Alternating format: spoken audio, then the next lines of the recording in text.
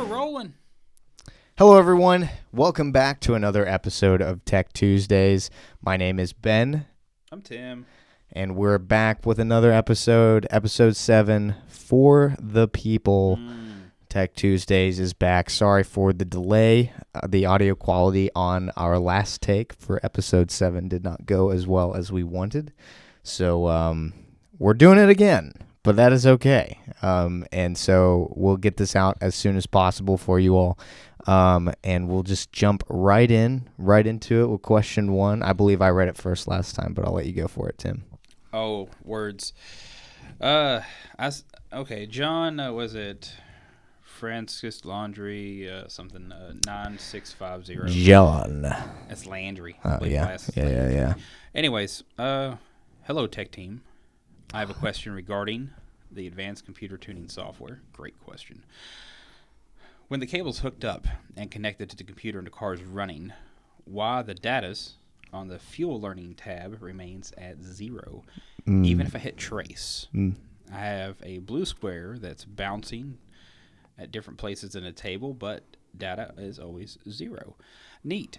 So that is your cup of tea, the tuning software side of things. Well, I spend a lot of time in it, that's for sure. Really? Anywho, if you got a learning table and your car is running, there's a few factors that can go into that. One, it's not learning, or learning is disabled for one reason or the other, whether you've disabled it or it's just not up to temperature to learn, or O2 sensor is not learning for one reason or the other.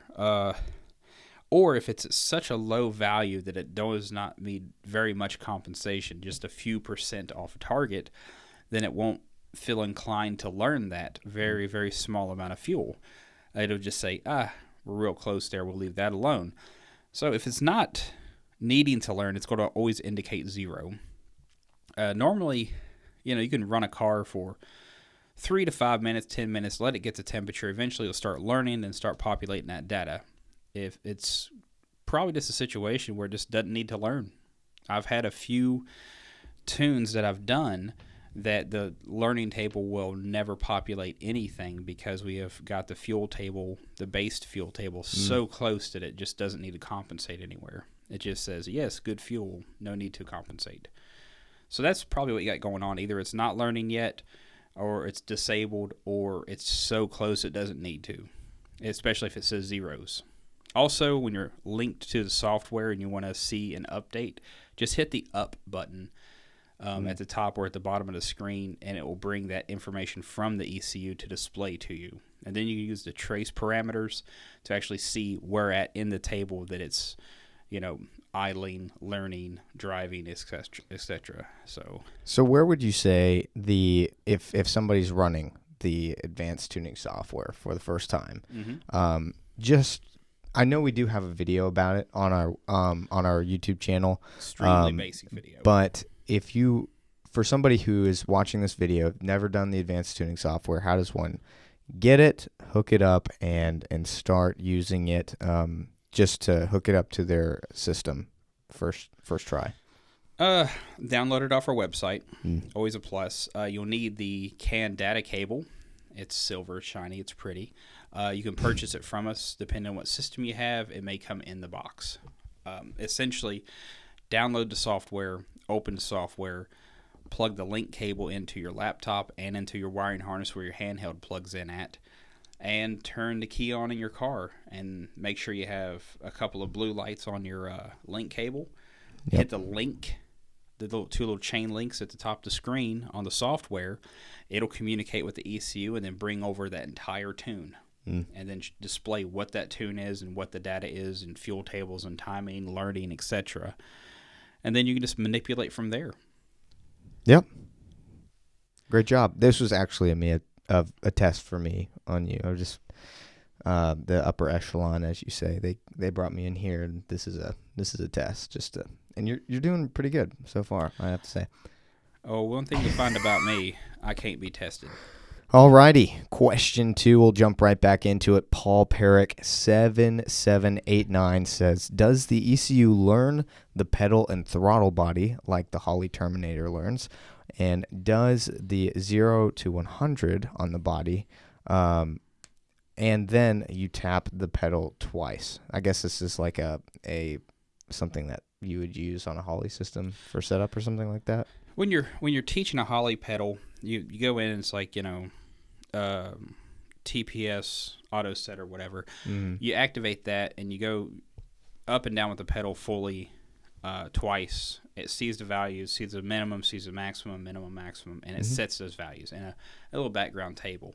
Yeah. That's pretty sweet. Ours, our electronic throttle bodies does a similar thing by itself, and then all the other things, our strategy is based off of where 0 is.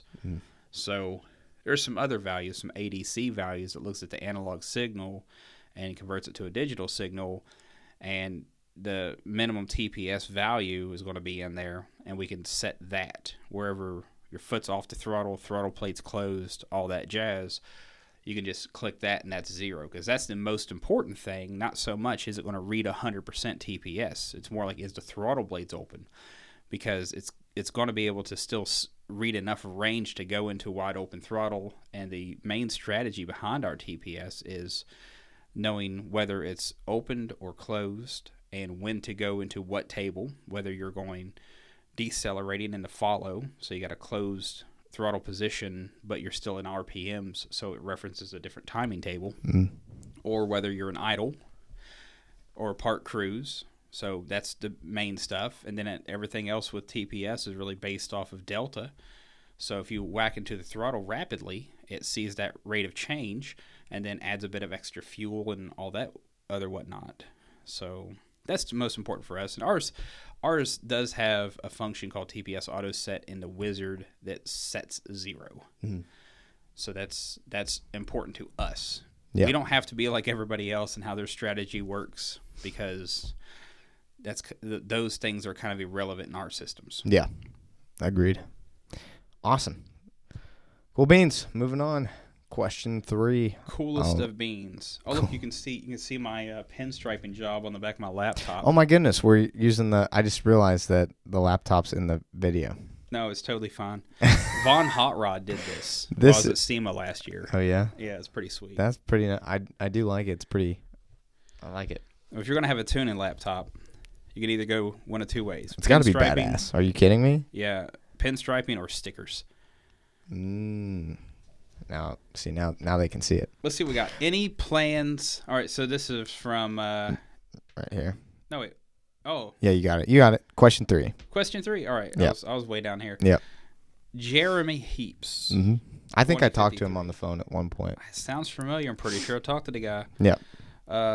So on the jackpot, would you say the Corvette fuel regulator good for that setup? I mean, I see a lot of people running stock pumps with those filter regulators for their LS swap. Yeah, those are great. I think we've talked about this in a previous video before. Straight up answered it before. But yeah. It's all good because we get the question a lot. Might as well answer it because it's an easy one. Yes, those things are great. They put out 58 pounds of pressure. You got to tell your system how much pressure you're running. Works just fine. Yeah. Especially if you don't want to try to plumb in an extra one, or you're just like limited on space, or that just happens to be what you got. Yeah. Run it. It's just fine. Because then you're having 58 pounds. You don't have to worry about adjusting anything. You just got to tell it, I've got 58 PSI. Send it. Sweet. Cool. Straightforward. Mm-hmm. I guess we've answered that question before. I guess we've been there, done that. Question 4. Obtain. Abiatain. Same thing. Says, any plans in the future to control GM 6L, 8L, and 10L transmissions? I mean, I guess we do. We're looking into 6-speed a little bit. Yeah. That's more your speed. There's some GM CAN stuff to deal with the Tecum units inside of the 6-speed transmissions that we need to solve. Did you just make up a word? Yeah. Tecum? All right, you want another made-up word? What's the L stand for? Smarty pants? Leader. No. Life. Nope. Loser. Longitudinally oriented. Why not call it LO? No need to. Six speed. So a 6L80 would be 6 gears, longitudinally oriented, 8,000 gross vehicle weight. I feel like I knew that. I should have known that. You'll see a lot. Well, of those. hey, at least I I'll know it moving forward. We're planning on looking into the 6-speed stuff after we have sorted out all the 4-speed related things. Dodge or Mopar, not Dodge. Don Dodge. Mopar. Hold on. Ford, Hands up. Chevrolets, and 4-speed stuff. We're going to do a bunch of 4-speed stuff on our trans controller, and then we're going to be eyeballing the 6-speed stuff because it's getting more and more popular. So that's something is on our list, and we've had talks about, we've had meetings about, and we're starting to gather information about. It's not a massive deal to do. We just got to make sure to translate the signals correctly so that they work and they're tunable instead of just strong arming the transmissions to work. We want it to work correctly. Question 5. Here we go. Trent Dog. That's you. 2832.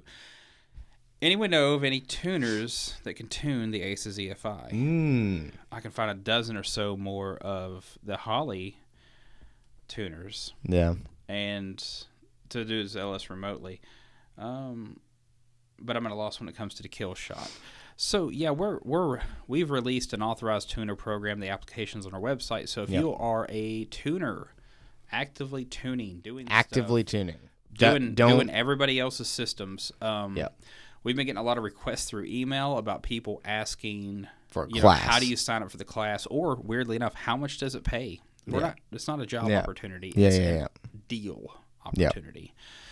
So if you're a tuner and you're looking to tune this stuff, if you're already working with a bunch of systems, there's a bit of base education, and then we have to make sure that you're on the same level as it goes, and then it's just super easy. Yeah. But there is incentives that comes with it, so it's really neat. It also helps just for us to be able to say, if you do have a question or issue with our system, you need somebody professionally to look into it. We can say, hey, they know we've talked to them, we've verified them. They can help take care of your problem. And I mean, that's something that it's a win-win for everybody in all of these situations. People are really looking for those opportunities. Absolutely. Customer may want a dyno tune, and there happened to be one within 2 hours of the house, and they make an appointment. They go there. It brings customers to the shop of knowledgeable people and all that jazz. And then everyone walks away happy. You get your car tuned, or weirdly enough, diagnosed, because there'll be dealers, installers, and authorized tuners. That'll be, kind of signed off by us. They don't work for us. They don't do anything like that, but they are just people that tune in the community and do a good enough job and learn the software easy enough that they can perform the task and do a good tune for the customer. Question 6. Question 6. Buku 662. I think it's cool that when we shot this the first time, we've flipped who's reading what question, because you made a comment on that name, and it's okay. A day for another time, may not ever see it. Long lost video. Buku 662 says, where do you get the 160-pound injectors from AE 1006? It's just like a blank brand, essentially, but we do a little bit extra quality checks. A lot of other companies buy these same injectors. A lot of big names out there because they work. Yeah. They consistently work with a minimal amount of problems, and I like them a lot. I use them on a lot of things. Yeah. But and they plug straight into our wiring harness. 1006, that's just a part number. EV6, or not EV6. They are EV6. E85 stuff, kind of probably what you're looking into that. You can use E85 on our 100 pounds and 160s and all that jazz. Yeah. It's just really depending on your horsepower expectations. Yeah. That's a lot of an injector. That's a whole lot of injector. That's a lot of injector. A lot of pulse width. All right. Last question. Here we go for Tech Tuesday, Episode 7. Trent Dog again says, instead of a second-gen ECU, like we talked about in our last video, couldn't you make another ECU to piggyback off the Gen 1 ECU? No. Well, no, we're not going to make another ECU to piggyback. We're actually going to make a CAN controller at some point. It's just going to be like a CAN I/O module that'll plug right in and it'll work with everything. But we are going to look into kind of like a second-gen ECU for a higher horsepower application that has more capabilities. That way we don't have to drive the price up on the kill shot. We can keep the kill shot being the kill shot. That way it's affordable for people, so we don't have to charge $1,800 for something that should really be in the mid 800. Yeah. But yeah, we're second gen really meaning something like, the next level up from where a kill shot is for horsepower range. So bigger fittings, more injectors, maybe bigger injectors, maybe, who knows. But that's something that, just looking into of what are the possibilities for bringing out that next step up. Yeah. So there's a lot going back and forth on that. I'm excited about it. Thank you guys so much for watching another episode of Tech Tuesday. If you liked it, please leave a like down below. If you have any questions about Ace's products, anything related to EFI and tech related, we'd love to see you comment down below, and we'd love to get to them in our next Tech Tuesday video, which will hopefully be uploaded on Tuesday. Yep. That's a big thing. But yeah, if you have any more questions, we'd love to answer those below. Or if you see Tech Tuesday media, either on Facebook, Instagram, TikTok, anywhere else that Ace's EFI is, feel free to show us some love. And until then, we will see you in the next video.